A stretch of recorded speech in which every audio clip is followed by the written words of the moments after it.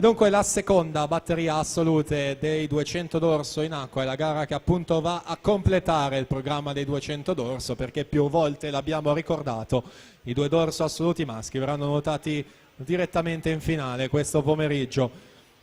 Prossima gara sarà la gara dei 200 farfalla, anche in questa gara naturalmente si gareggerà per categoria. Si partirà come sempre dalle ragazze con la prima batteria. Possiamo già presentare le protagoniste: Elena Zucchello alla 1, Francesca Todesco alla 2, Vanessa Pigozzo 3, Virginia Evelina Branda 4, Rebecca Basso 5, Masa Argita Masa alla 6, Veronica Zecchinato alla 7.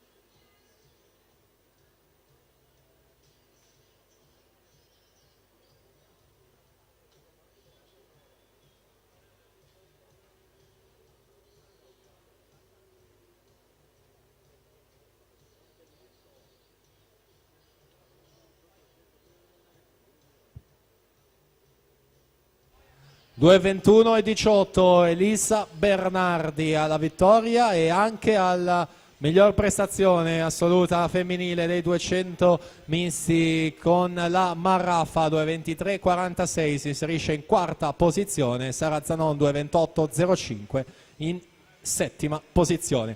Si prosegue con la farfalla a 200 metri.